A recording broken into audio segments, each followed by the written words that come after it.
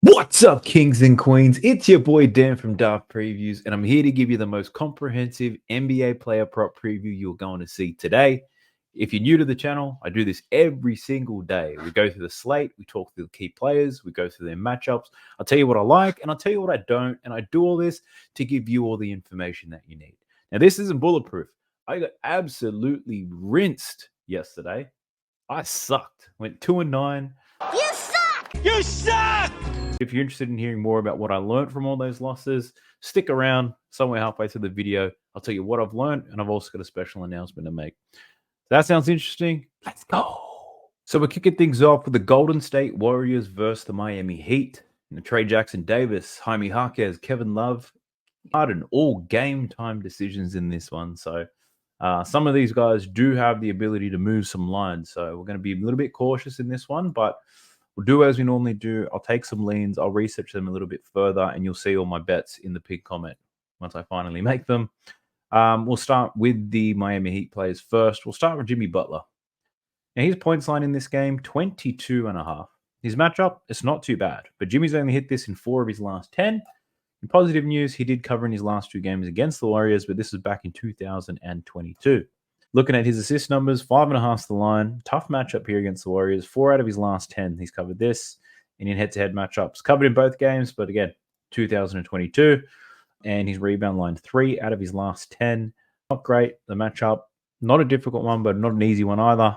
And he covered the last 2 times against the Warriors. So pretty much for all of Jimmy Butler's player props, they all look very similar. In his last 10, hasn't been doing that great. You can see his PRA is only covered in 4 out of his last 10. If he's going under in 1, he tends to be going under in all. And the last time he played the Warriors, absolutely dominated. But I don't know. It's tough to bet on Jimmy Butler right now. So I'm a little bit hesitant. One thing I did somewhat consider was probably his first quarter points. So given the smaller slate today, I'm going to take my time, go through a little bit more detail. So check this out. If you're looking at Jimmy Butler in the first quarter, his line is 4.5. He's covered this in 8 out of his last 10 games. So throughout the game, he's probably not as effective, but in the first, he does appear to be quite aggressive. He's only playing 8 minutes in the first quarter, though. So that's a little bit hesitant. For me, he'll probably need to make 2 to 3 buckets. He normally gets to the free throw line anyway, so I'm not too concerned. But if you think about how he's gone this season, check this out. On the season, he's covered this line of 4.5 at 74%, 37 out of 50, right? So pretty much if you bet Jimmy Butler over in the first quarter every single game, you'd be well in the profit. So I don't mind this game just from this pick from a value standpoint. I'll research that one a little bit further. But again, not overly confident, and I've got to be honest with you. Let's jump into Bam Adebayo now. His points line, 18.5. Got pretty good odds on it, minus 102. In terms of recent form, he's only hit this in 3 out of his last 10. Against the Warriors, he's hit in 2 out of his last 3. Last matchup was in December of last year. Scored 17 points. Looking at his assist prop of 2.5, he's covered this in 6 out of his last 10. He's got a great matchup here against the Warriors, and he covered in 2 out of his last 3. At minus 162 odds, I wouldn't be willing to entertain it, but definitely leaning on the over in this one. If we check out his rebound numbers, 5 out of his last 10, 1 out of his last 3 against the Warriors. So I'd be hesitant to bet on any Bam props without looking at how he plays with Kevin Love in the lineup. Could have some major impacts on him there. We've also got Terry Rozier. So his points line, 18.5. He's got a good matchup here against the Warriors. They don't defend point guards very well at all, but he's only hit this in 3 of his last 10. So this line's a little bit higher than it has been purely because of this matchup. Look at his assist line. It's 4.5. Minus 142, though. He's only hit in 3 out of his last 10. He does have a good matchup in this one. And his rebound props at 4.5. He's hit in 6 out of his last 10 games. Has gone under in 3 straight, though. If you're interested in his 3-point market, line's at 1.5. 5 out of his last 10. Matchup's not the greatest, but it's not the worst either. So then we got my man, Patty Mills from Australia. Now, he's currently listed to start, but if Jaquez, Martin are good to go, there's a chance that Patty Mills could be on the bench. But let's check this out. I think how many games has he played for Miami now? So his last 9 games, he's been with the Miami Heat. He's covered in 3 out of his last 9 games. Matchup, somewhat difficult here against the Warriors. Looking at his assist number, 2.5. 4 out of his last 9. And looking at his 3-point line is 1.5. So we know Patty can put him up. What's he attempting? 3.2 attempts in his last. He hasn't been shooting very well. Jesus. He's had some very poor shooting nights, only shooting 25% from deep. The Warriors do defend the three-point line for shooting guards quite well, but on volume alone, you should see Patty go over if he improves his percentage. And if we look at his rebound line, it's 2.5. He's gone over only once since joining the Miami Heat. So not loving that. The under's at minus 179, so that's not too great either. Let's have a look at these Golden State Warriors. We'll start with Steph Curry. His points line, 25.5. The matchup against the Heat, somewhat difficult. He's covered in 5 of his last 10. Has gone under in 2 straight against the Miami Heat. His 3-point prop, that's at 5.5. My God, that's very high. Now, he does have a good matchup to hit some threes, though. The Heat allow the 9th most threes to point guards on the season. He has hit this in 4 out of his last 10 and only 1 of his last 3 against the Miami Heat. Assist-wise, 3.5, minus 165. 5 out of his last 10. He's covered this in 3 consecutive games against the Miami Heat. Does have a good matchup here. So I'd lean to the over, but at these odds, not very entertaining. And his rebound line, 4.5, 6 out of his last 10, 2 out of his last 3 against Miami Heat. But he does have a somewhat difficult matchup here to get those boards. The cum bucket, Jonathan Kuminga. So he's got a tough matchup here, but he's covered this line in 7 of his last 10, has gone under in 2 straight. Head-to-head matches, did score 10 points in that last matchup in December. He did only play 23 minutes, though. Looking at his last 10, he's playing close to 30 minutes a night. I'd personally lean to the under on this one for Jonathan Kuminga. Total points slated at 218. Miami do play a little bit slow, so we might not see as many transition opportunities for the cum bucket. Looking at his assist line, though, 2.5. He's covered in 2 out of his last 10. Went under the last time he versed the Miami Heat. And his rebound line, 5.5. His line's always at 5.5, but he tends to go under. So he's gone under 36% of his games this year, 46% of his games in his last 20.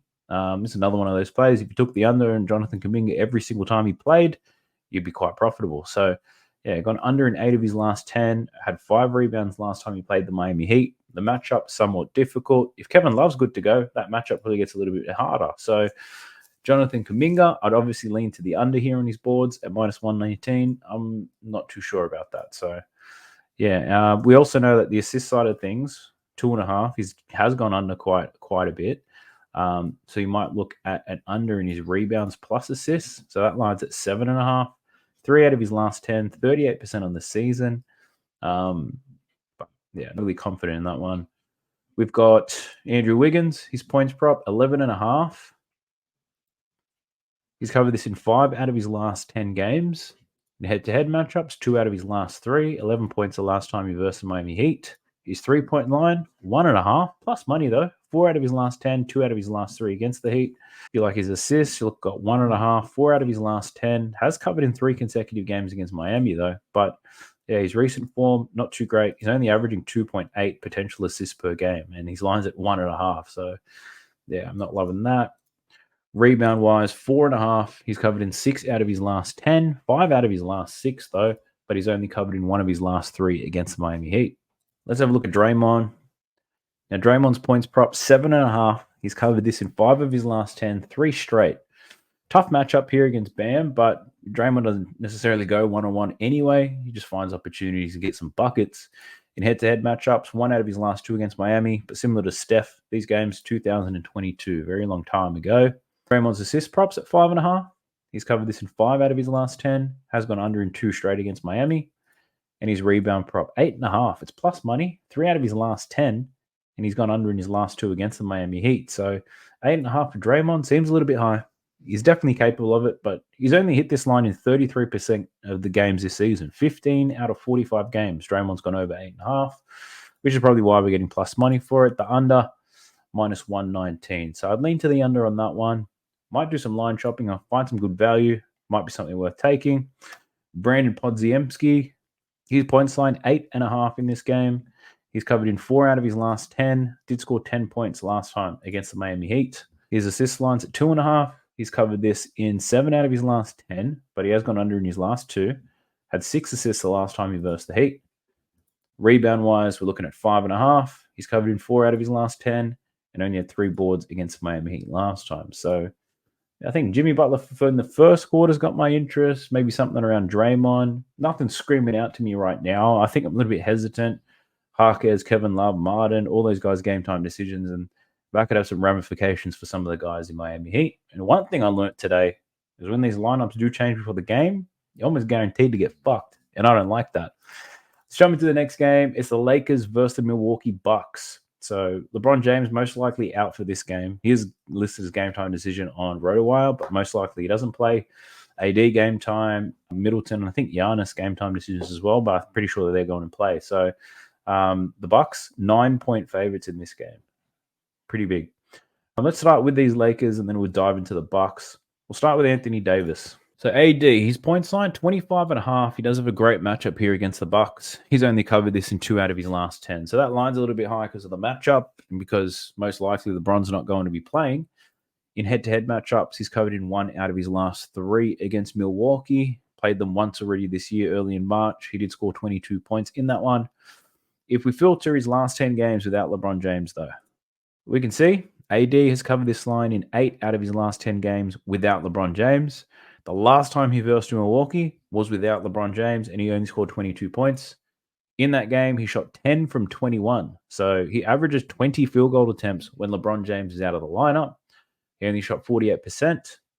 Looking at his free throws, he barely got to the line. He only made 2 free throw attempts. So, yeah, I definitely lean to the over here for AD. Obviously, that matchup is good. Brook Lopez can't hang with him. He should get a lot of opportunities. So I think someone like AD and D'Lo probably be carrying in the offense on this one, but you never know. Austin Reeves could get busy with it. But, yeah, I don't mind that. Points-wise for Anthony Davis, based off what I've seen so far, it's not bad. Plus money play as well. Let's check his assists. Line's at 3.5. He's got a great matchup here against the Bucks. 5 out of his last 10. 2 out of his last 3 against Milwaukee. So when LeBron's not there, probably going to see a lot higher usage rate. So let's do what we did last time. Let's filter his games without LeBron James. Now, he's covered this in 5 out of his last 10 games without LeBron. He sees an average of 5 potential assists per game without LeBron. Line at 3.5, though. If he's only getting 5 potential assists, it might be difficult. Head-to-head matchups, he's versed the Bucks twice without LeBron, covering once. So, yeah, not loving the assist one. Too many contradictions there. Rebound-wise, 13.5. He's covered in 3 consecutive games. His matchup's not a bad one here either. 4 out of his last 10, 3 consecutive games over this line. In head-to-head matchups, he's covered in 1 of his last 3 against the Bucks. So, again, he had 13 rebounds against them last time. Did play 41 minutes too, so that line does seem about right. But if we do the same thing and we filter out LeBron James, we can see AD's covered this line of 13.5 in 4 out of his last 10 games. So, yeah, I'm not overly interested in taking the rebound prop based off these numbers, but his points prop I can definitely fuck around with. So I'll dive into that after the video. Let's have a look at D'Lo. So he's got a great matchup here. The Bucks, notorious for not being able to defend point guards. D'Lo's line's at 20.5. He's covered in 5 out of his last 10. Did score 44 points in that last matchup against Milwaukee. So he's got 44 points last time, and AD was still able to contribute about 24, 22, something like that. I don't see D'Lo going off for another 44 points in this game, so that lends well to the AD play. If we filter out LeBron James, we should see a big difference in the numbers here. Well, he's definitely capable of some bigger games. 4 out of his last 10 games without LeBron, he covered this. So, yeah, not absolutely loving this for D'Lo. In those games, he's averaging 17.4 attempts per game. I think D'Lo assists might be on here based on what I'm seeing. His shot volume doesn't necessarily improve that much without LeBron James. So let's see what the assists look like. So his line's at 7.5. He's covered in 3 out of his last 10. Tough matchup. The Bucks don't allow too many assists to point guards. If we look at his assists without LeBron, ooh, mama. My gut feeling was right. So put this on the short list. So D'Lo's covered this in 9 consecutive games without LeBron James. The matchup is difficult, but I'm hoping he's feeding AD a lot in this. Check that out. 15.6 potential assists without LeBron. With LeBron, he's covered this line in 2 out of his last 10. He only gets 8.6 potential assists. Without him, over 15. So D'Lo assists, we're liking that already. So matchup is a little bit difficult, but shit, the Lakers got to generate offense somewhere, somehow, right? So D'Lo, that's not too bad. 3-pointers, yeah, 5 out of his last 10, and had 9 3-pointers against the Bucks last time. Something to allow him to just pull up whenever he wants to. So I'm not loving the 3-point prop for D'Lo, but like what I found so far. Let's check out Austin Reeves. He might also see a big increase in his numbers without LeBron. So he's got a good matchup here to score some points. Line at 17.5. He's covered in 6 out of his last 10. 2 consecutive games against the Bucks. He's covered, so 2 out of his last 3. If we check out his numbers without LeBron, he's covered this line in 6 out of his last 10. So doesn't improve too much in head-to-head matchups. LeBron didn't play the last 2 games against Milwaukee, so 18 points in both of these games. They set the line at 17.5. They probably factored all that into the equation. So, yeah, I honestly think the line is just about right. Austin Reeves should get busy on the offensive end, though. Looking at his assist numbers, his line's at 5.5. 4 out of his last 10. 1 out of his last 3 against the Bucks. Let's do the same thing. Let's fuck LeBron James' old ass out of these stats. And he's only covered this in 4 out of his last 10. So, yeah, I wouldn't be under in this, but I'm definitely not touching the over. So, checking his boards, 4.5. 7 out of his last 10. He's been rebounding quite well. 6 out of his last 7 games has gone over. He does have a good matchup here. Covered in 1 of his last 3 against the Bucks, though. If we look at his numbers without LeBron, though, they actually get worse. He's only covered this in 3 of his last 10 games without LeBron in the lineup. So, very interesting. We've got Rui Hachimura. Let us down last time. We bet on him. Had a shocker against the Pacers despite the great matchup. But in this game against the Bucks, does have a difficult matchup. Most likely going to be the poor bloke who has to defend Giannis. So he's covered in 5 out of his last 10 head-to-head matchups. He's gone under in 2 games against Milwaukee. If we check him out, games without LeBron James, what happens? 5 out of his last 10. So, yeah, nothing overly impressive there about Rui. So let's jump into these Milwaukee Bucks. I want to start with Dame Dollar. I'm going to base these numbers assuming Giannis and Middleton are going to play. Their game time, but they should be playing in this one. So Dame does have a good matchup here against the Los Angeles Lakers. Don't defend. You got Austin Reeves and D'Lo in your backcourt. They're not defending guards very well. I promise you that. Now, Dame's covered this line in 6 of his last 10 games. Had a shocker against OKC. Only scored 11 points. The Bucks blew them out. Didn't have to score too much. Only took 12 shot attempts. Against the Los Angeles Lakers, he scored 28 points the last time they played. 23 shot attempts in 38 minutes. 4 from 12 from deep. So I'm not hating that. If we look at his 3-point line, it's at 3.5. It's plus money. He's hit this in 7 out of his last 10. Got a great matchup for threes. And last time he versed the Lakers, he hit 4 of them. So 3.5 at plus money might be something that I can get around. In his last 10 games, he's taking 9 attempts. He's shooting 44%. So he's making 4 3-pointers a game on average. In this particular game, I can see it happening. So I'm going to take a lean for Dame points and his 3-point market. I'll dive into both of those a little bit later, but I'm not hating what I'm seeing right here for Dame. And we haven't even checked his assists yet. So checking his assist numbers, line's at 6.5. He's covered in 5 out of his last 10. Matchup's not a great one, but it's not a bad one either. He did have 12 assists the last time he versed the Los Angeles Lakers, though, on 23 potential assists. Looking at his last 10, he's averaging 16 potential assists. So that 23 assists against the Lakers was one of the highest totals he's had in the last 10. So I wouldn't be expecting massive numbers like that. Neither will the Sportsbook. Line's at 6.5. They're not expecting something tremendous, but it all comes down to how well can the Bucks shoot once Dame passes. So I'd lean to the over in this one, to be honest. Don't think I'll take it as a single bet. Chances are the Lakers switch things up. But looking at his rebound line, 4.5, he's covered this in 5 of his last 10. Last time against the Lakers, he had 5 boards. So it is a plus money play, but the hit rate, not as good as I'd like it to see. The matchup is good, though, don't get me wrong. But I think there are probably better plays out there. So there's Dame. Let's go to my man Giannis. So Giannis points prop 30.5. He's got a good matchup here against LA. 4 out of his last 10 games he's covered. Last time he played LA, he scored 34 points. He's covered in 3 consecutive games against the Los Angeles Lakers. So that's a pretty big effort from Giannis. His assist line is 5.5. Outlier calling this out as a positive EV play. He's hit this in 5 out of his last 10 games, and in head-to-head matchups, 2 out of his last 3. So he also had 12 assists against the Lakers in that last game. That's pretty crazy. So Giannis assists, that's not too bad. If we look at his potential assists, getting 13 potential assists in his last 10 games, compare it to these games against the Lakers, these last 2 games, 20 and 19 potential assists.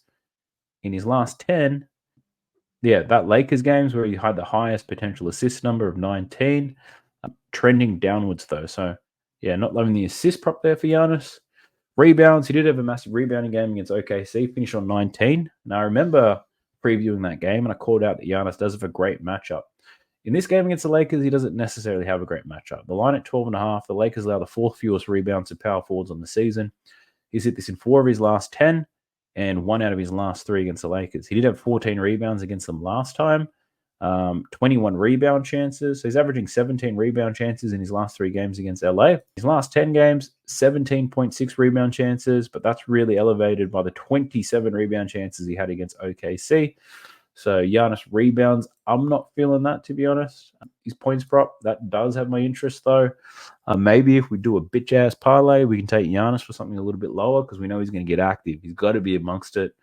It's taken 17 field goal attempts per game. And in those games against LA, averaging 23. So if we see a higher usage rate, more shots being taken from Giannis, this could potentially happen.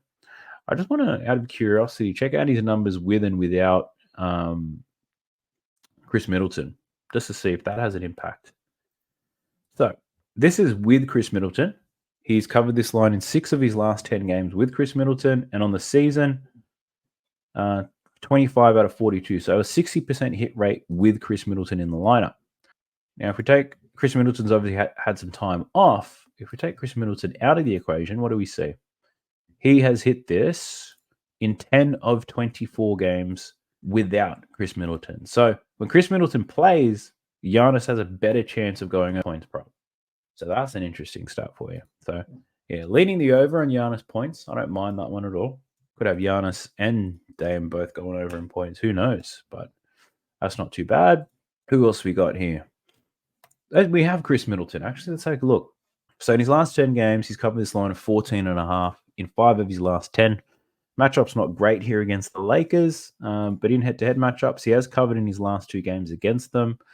Given Chris Middleton's had some time off with injuries, I'd be a little bit hesitant to bet on him. I think he just had a triple-double recently, actually. Yeah, last game against OKC. So his line's at 5.5 for his assists. He's covered in 6 of his last 10, 5 out of his last 6, really. And if we look at his potential assists, it doesn't have a very high volume of potential assists, but if Chris Middleton's passing the ball, there's a good chance you're going to hit it. So 12 potential assists resulting in 10, 9 resulting in 6, and then 10 resulting in 7. So doesn't need the ball to create too much of the offense there for Chris Middleton. In head-to-head matchups, 1 of his last 2 against the Lakers. Rebound-wise, lines at 4.5, 5 of his last 10, 10 boards against OKC, 1 of his last 2 against LA. So not loving anything there for Chris Middleton, but let's have a look at Malik Beasley. His points line, 10.5. Good matchup here against LA. He's covered in 5 of his last 10 head-to-head matchups. He did score 14 points the last time he played the Lakers. 34 minutes, 5 from 12 from the floor. In his last 10, he's playing 30 minutes a night. He's taking 10 shots per game. So not loving that. Rebound, 3-pointers, though. His line's at 2.5. Good matchup here against the Lakers. 4 of his last 10, gone under in 3 straight. Did make 4 3-pointers against the Lakers. He shot 4 for 9 from deep. If we look at his last 10, he's averaging 7.6 attempts per game, but he's only shooting at 32%. So his shot rate, his shot percentage, and even his shot attempts are quite down on what I'd like to see from Malik Beasley. Having a look at Brook Lopez here, up against AD. Matchup is not as difficult, but he has had some easier ones as of late. A line at 10.5. He's covered in 4 of his last 10, 2 out of his last 3 against the Los Angeles Lakers. In those games, 32 minutes, 7 field goals attempts. His last 10, 27 minutes, and 7 field goal attempts. So, yeah, not loving that for Brook Lopez. 3-point, though. His line's at 1.5. Positive EV play here from Outlier. He's covered this in 5 straight. And the Lakers allow the most 3-pointers made to centers on the season. So Brook Lopez, he's making 2.1 in his last 10, attempting 4.4. So the volume's there. If we look at the head-to-head matchups against the Lakers, he's covered in 2 out of his last 3. In those games, 2.3 made, 3.7 attempts. Last 2 times he's played the Lakers, he only attempted 3. But you can see in his last 10, he's attempting at least 4 per game. Against Philly, he attempted 10. So I can see the way that this plays out. If they have Dame and Giannis in the pick and roll, AD is going to have to help. Brook Lopez isn't rolling to the rim. I can see him getting some open opportunities here. Him and Bobby Portis get some open looks. I don't mind this for Brook Lopez. The recent hit rate is great, but I do like the fact that he's taking 4 of them a game. Shooting 48% from the field. In his last 5, we've seen an increase though. Check this out. In his last 5, when he's hit this, he's attempting 5.8 attempts per game and he's shooting 48% in 25 minutes. So, yeah, I don't mind this at all. Let me add that to my short list for Brook Lopez. Rebound wise, I don't think I'd bet on that, but these lines are only at 4.5. The matchup here against LA is not bad. He's hit this in 5 of his last 10, 2 of his last against LA. I'm not loving it, to be honest. Let's check it out. Pumping the brakes real quick. For those of you who are interested, I've done a review on the day that was. One of the best things about sports betting, it's weird, but it's a secret obsession of mine. One thing I like about sports betting is not only watching to see how people react after they lose. Do they blame players, blame things, or do we learn from it? So I'm a big advocate of learning from your losses, learning from your mistakes, reflecting on what had happened and adjusting for the future. So overall, I had 2 winners, 9 losses on the day, which isn't great. Firstly, the Suns versus Spurs. We had Suns money line, Booker 25 points, Bill 6 assists. Booker points came off. He went well over his over. Should have been a single bet. Bradley Beal's line moved to 6.5, so I got a little bit scared of that one. Took him for 6 assists, and that did cash. But the Suns lost against the San Antonio Spurs. It was paying fuck all. I added that to get a couple of extra cents profit on that. So pretty poor play and reflection. I didn't research the head-to-head matchup. I just assumed the Suns would win. So that was a shit play on my part. Next one was Rockets versus Blazers, where the Rockets money line, Green 25 points, Van Vliet 6 assists. Now, what's stupid here is I said that I like Jalen Green over in points. I think he might have gone over it. Let me just double check that real quick. He got very close. He started off poorly, but ended up getting some buckets towards the end of that game. Finished with 27 points. So he did cover his over. And I was a bitch. I bitched it, reduced it down to 25 points because I wasn't overly confident in taking the over. The Rockets won. Green cashes 25 points. Fred VanVleet, I took him for 6 assists. He only had 4 assists in this game. And I remember the recap where I said, this number is too good to be true. The line's at 7.5. He's been covering it for too long. The sportsbooks must know something. Either he's going to try to score some points or something else is going to happen. And I still took him for 6 assists anyway. So why? Because he'd been hitting 6s for so long, I assumed he was going to hit it once again. But which is a stupid decision. It's a stupid way to bet because I already lent to the under. And I bitched it, made a poor decision, ultimately lost that one by 1 leg as well. Jumping into the single bets, Kelly Olynyk cashed the under. Dennis Schroeder, we took his under 14.5 points. When I checked the box score after the first quarter, I realized he was getting buckets. And then I also noticed that Cam Thomas was ruled out. When I did my analysis, Cam Thomas wasn't listed on any injury report. So that, I guess, is a bit unfortunate. Took Bogdanovic under 18.5 points. It was a positive EV play. His line was at 17.5 everywhere. I managed to find it for 18.5 at pretty good odds. No regrets on that one, to be honest. Made the play. I thought it was value, and it didn't come home. Similar with Kobe White, under 4.5 first quarter points. He had 8 points in the first quarter. The 7-shot attempts is one of the highest he's taken in his last 20 games. So out of character to see Kobe White so aggressive. DeMar DeRozan was not in the first. So that blew up in my face. We had Desonmu, 16.5 points. He only finished with 10. Didn't take as many shots as I thought he would. Kobe White, super aggressive in this game.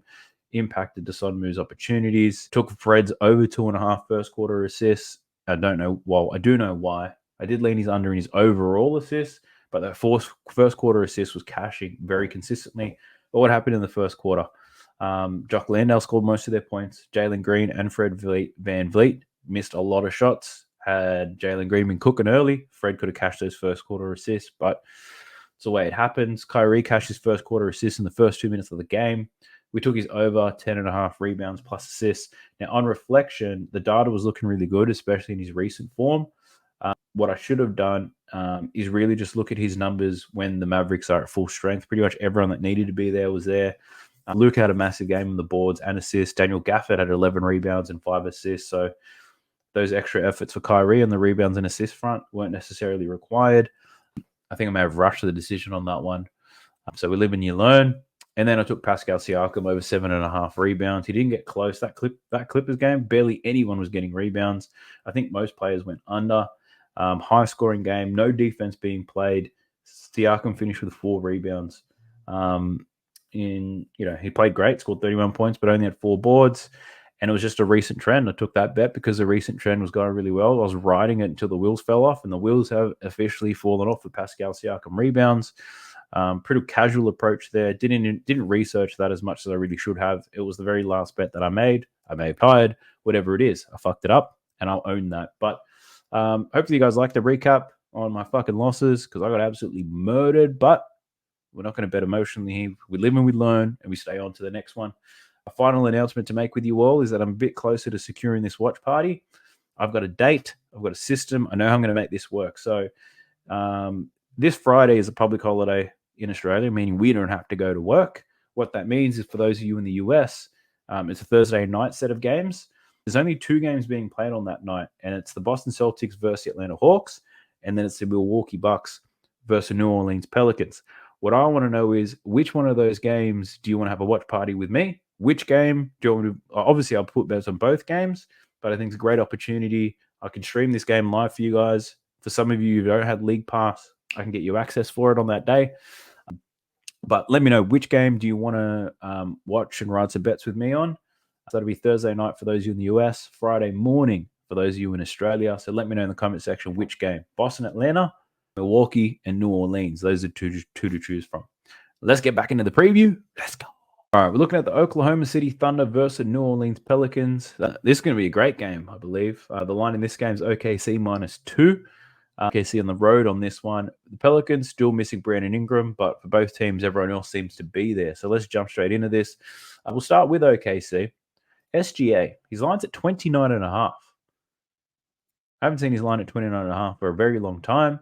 Now, he's covered this in only 5 of his last 10. He's got a difficult matchup here against the New Orleans Pelicans, 7th fewest points to point guards on the season. In head-to-head matchups, though, SGA's covered this in 5 out of his last 7. He's versed the Pels twice this year, scoring 20 and 31 points. Based off of the numbers, what I'm looking at here, if we look at his last 10, attempting 18.8 shot attempts per game in 33 minutes. In those head-to-head matchups against the Pels, 22.4 attempts. The 2 games, 20 and 21. So this is a game on the road, and on the road, your role players traditionally don't play as well. So I think the burden's going to fall on SGA to be a little bit more aggressive. The matchup is somewhat difficult according to the numbers, but someone like SGA in a road game with someone that you might see in the playoffs, I'm leaning to the over here. So I'll investigate that a little bit further. I think the 29.5, that's a little bit too low for me. If this was 30.5, 31.5 where it normally is, I probably wouldn't play it, but I like the matchup and how he's performed against him in the past, the importance of the game, the fact that the spread's only 2 points, so we shouldn't see a blowout in this game. I don't mind this for SGA. Probably have to have Herb Jones on him, but SGA is a wizard, man. Checking his assist prop, 5.5. Outliers calling this out as a positive EV play.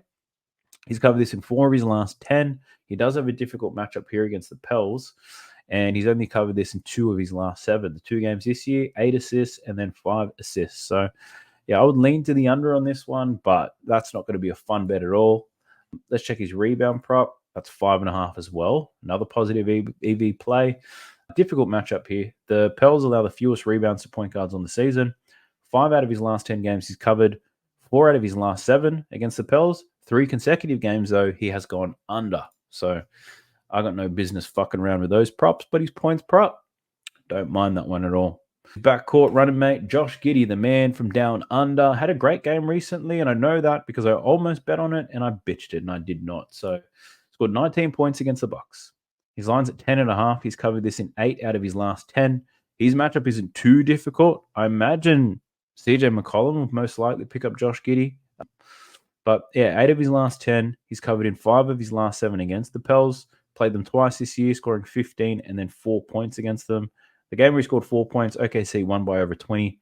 Only played 22 minutes and attempted 4 shots.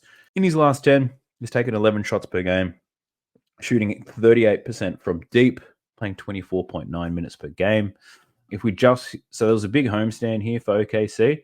If we have a look at Josh Giddey's away games only, last 10 away games, he's hit in 5 of his last 10. 4 out of his last 5, though, which isn't too bad. I don't hate this prop, 10.5. Not a very high line, but you'll know very early whether he's going to hit this or not. When this game comes down to the clutch, especially later in the game, I can't see Josh Giddey even attempting a shot. But look at his assist line, 3.5. He's covered this in 8 of his last 10. He's got a great matchup against the Pels. They allow the 5th most assists to shooting guards on the season. And in head-to-head matchups, he's covered in 6 consecutive games against New Orleans.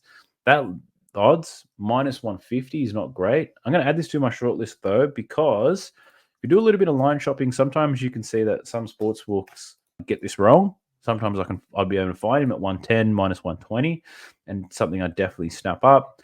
Looking at his last 10, he's getting 7 per game. In those head-to-head matchups, 8 potential assists. So don't mind this for Josh Giddey.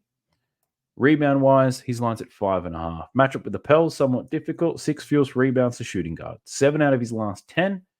5 out of his last 7 against the Pels. The game he's gone under, he finished with 5. So it was very close to this when it comes to his boards. Josh Giddey most likely picks up Herb Jones, I've got to say. Not the most aggressive scorer, but yeah, I don't mind the rebound prop either. So one thing I might fuck around with for Josh Giddey, to be honest, is maybe the PRA, because he's been delivering across all. What's the PRA stats? Yeah. So he's hit his PRA 9 out of his last 10 games, which is pretty juicy. Great matchup for assists. Points prop not too bad. Rebound matchup for position, difficult, but he's not going to be defending anybody like Trey Murphy or CJ McCollum, I believe. So sitting on the weak side against Herb Jones, I can see this happening. So Josh Giddey PRA, talk myself into it. I'm 99% sure I'm going to bet it, but I'll also look into his just assist prop alone, see if we can get some positive value out of that. But yeah, there's Joshua Giddey. Jalen Williams, his points line 17.5. Matchup, difficult, but he has covered in 5 consecutive games now. 7 out of his last 10. Only 2 of 7 against the Pels, though. So that's not great. If we look at his assist number, 3.5. He's covered this in 5 out of his last 10. Tough matchup here against the Pels.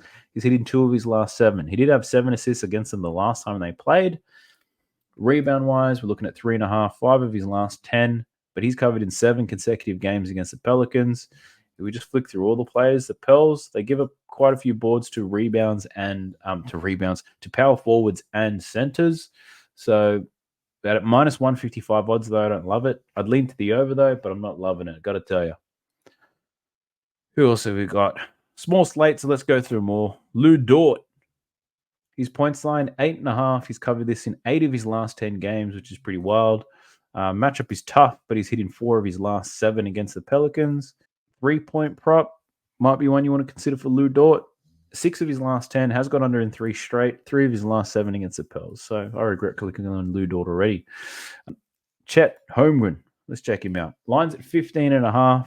I did bet on him, I think, most recently against the Bucks. He only scored 6 points, so that was disappointing. His line, 4 out of his last 10. In head-to-head matchups, he's played the Pels twice this year. He scored 19 and 20 points. So in those games, 37 and 30 minutes, 14 and 16 shot attempts. In his last 10, he's playing 30 minutes a night, attempting 11.8 attempts per game. So his attempts in his last 10, much lower than his attempts against the Pels. So if we can see Chet Holmgren maintain that, 15 shot attempt range, I could definitely see him covering. Poor game against Milwaukee. Maybe there's a chance that he bounces back in this one. Yeah, look, I'll investigate that one a little bit further. Hate to miss that opportunity. The rebound number, what have we got? 8.5. He's covered in 5 out of his last 10. 11 and 13 boards the last 2 games against the Pels. So they don't keep centers off the glass very well, the Pelicans. They're also not a great offensive rebounding team, the Pels. But, yeah, Holmgren, a bit inconsistent here. So if we think Giddey's going to have a big rebounding game, Jalen Williams at power forward only projected to get 3.5 boards.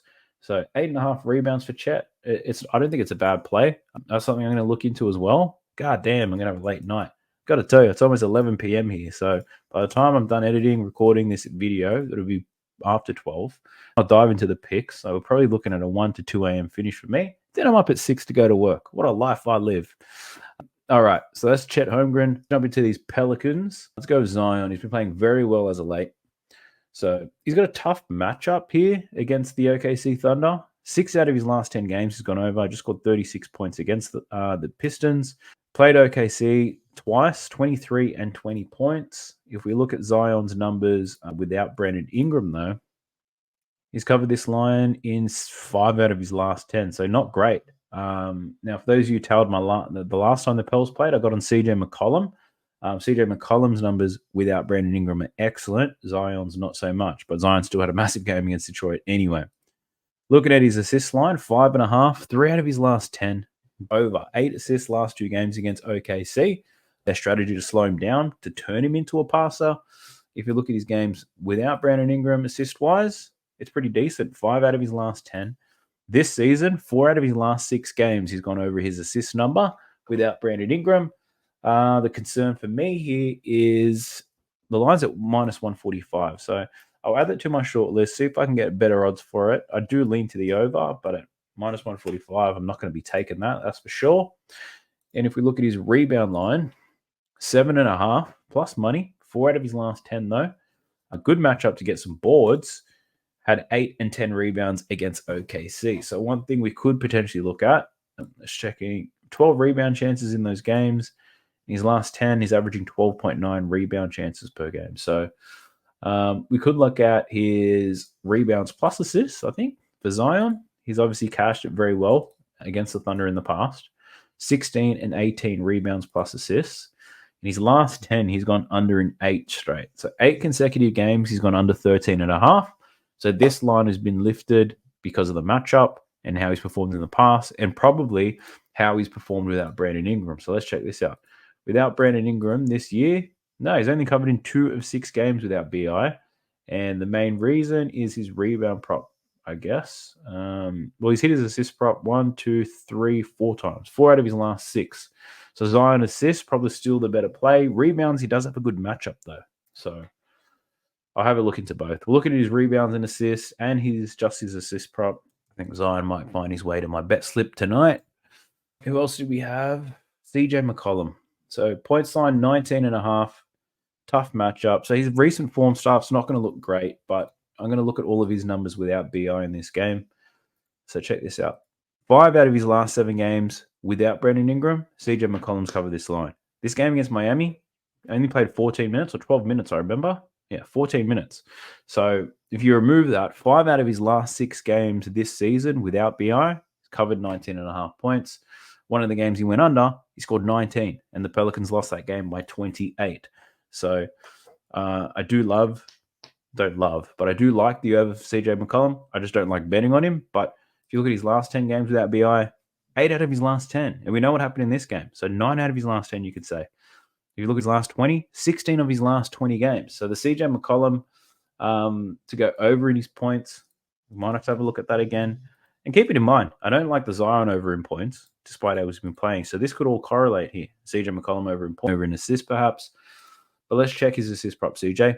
Now, his line, 4 of his last 10, 4.5. We check him out without BI this season. Check that out. 6 out of his last 7 games, he's covered this line of 4.5 without Brandon Ingram. Goddamn. Matchup against OKC, somewhat difficult though. 9th fewest assists to point guards. In head-to-head matchups, he's covered it in 3 games without Brandon Ingram against the OKC Thunder. So, yeah, his assist prop, that's not too bad either.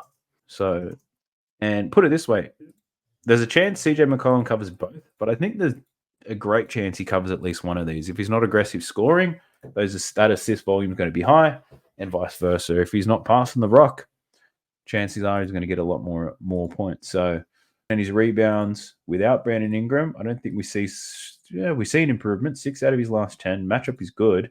3 straight games he's covered his rebound prop against OKC without BI in the lineup. One of those happened to be this year. So, yeah, I don't mind the rebound prop either, but I do like the points and assist one a lot better, I got to tell you. So that's some interesting stuff. Trey Murphy, Herb Jones, their numbers are all over the place, whether BI is there or not. So I'm not going to waste your time diving through those. Actually, we'll just look at their points props anyway. Trey Murphy, 16.5. He's covered in 4 of his last 10. Matchup, somewhat difficult. Well, it is very difficult, actually. If we remove BI, we can see still inconsistent. 3 out of his last 10. Capable of big games, but doesn't constantly deliver. Herb Jones, there was a patch this season where he was a great bet. And then he fell into this inconsistency. 3 out of his last 10. And if we look at games without Brandon Ingram, it does get a bit better, but 5 out of his last 10. So it's not a strong enough read for me to want to take. I think the opportunities are definitely going to be with CJ and Zion in this game. Jonas Valanciunas, line at 10.5. Good matchup here against Chet. He's only covered in 1 of his last 10. In head-to-head matches, he has covered in 5 consecutive against OKC, including the 2 games this year. So He's not playing many minutes though, Jonas, but that line of 10.5 does reflect it. The Pels got to get some points from somewhere, so I don't mind the points prop. Rebound-wise, 4 of his last 10 in head-to-head matchups. He's covered in 3 straight. So covered this 8.5 in both games this year, finishing on 9. In those games, 16 and 18 rebound chances. In his last 10, he's averaging 13. So, yeah, he's got a great matchup here to get some boards. But, yeah, against Chet and OKC, I'm not absolutely loving it. So I think the points prop is definitely something to consider here for Jonas Valanciunas. I know he hasn't been going over as of late, so I'll look into that a little bit further. One thing I want to look at is things like his attempts. So he's only averaging 5.6 attempts per game at the moment. He's shooting at 50%. He's not making many threes or throws. So he's probably getting about 6 points per game on average in his last 10. In these head-to-head matchups, 23 minutes. If we look at his field goals attempted in his last 2, right? 10 field goals and 12 field goals attempted against OKC. In those games, 60 and 50%. Plus, he's got to the free throw line. So, yeah, I definitely lean to the over here for Jonas points. Matchup is good and all that type of good stuff. Let's jump into the last game. It's the Dallas Mavericks versus Sacramento Kings. No major lineup changes whatsoever, so all the big guns should go. We'll start with the Sacramento Kings. We'll go with De'Aaron Fox first. So his points line in this game, 26.5. He's covered in 3 out of his last 10. Tough matchup against Dallas. They're getting better defending point guards as the season goes on.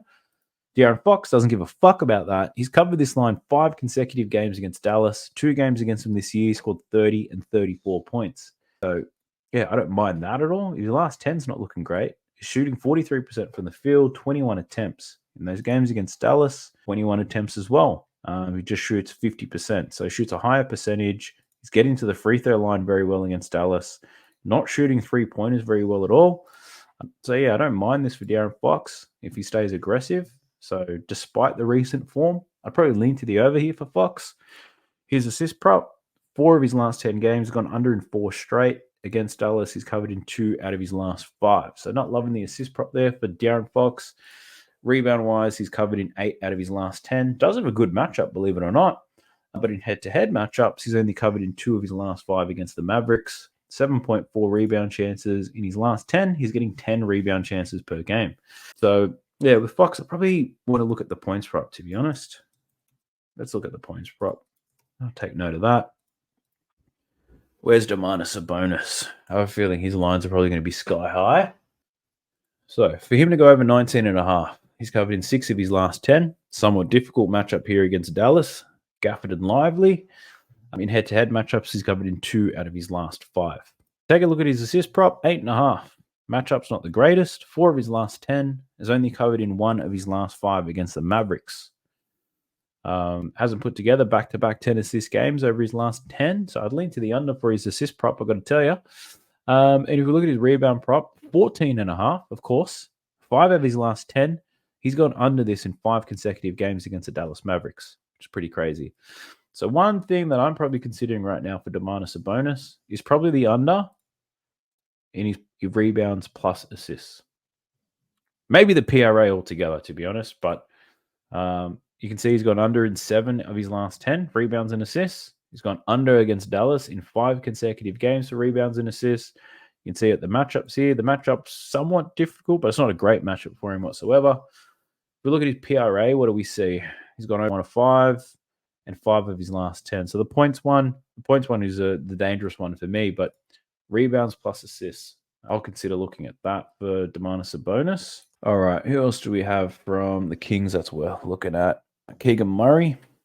His points line, 16.5. Had a decent game against Philly, 23, 22 against the Magic. He does have a great matchup here against Dallas, but he's covered in 3 of his last 10 and only 1 of 5 against the Mavericks. Can shoot from range, but he's only covered in 3 of his last 10. 1 out of his last 5 against Dallas. Dallas give him a lot of points at the rim. Probably less now that Gafford's in there, but 3-point shooting-wise, Keegan Murray can make a few, but the matchup's not great, and the recent form's a bit all over the place.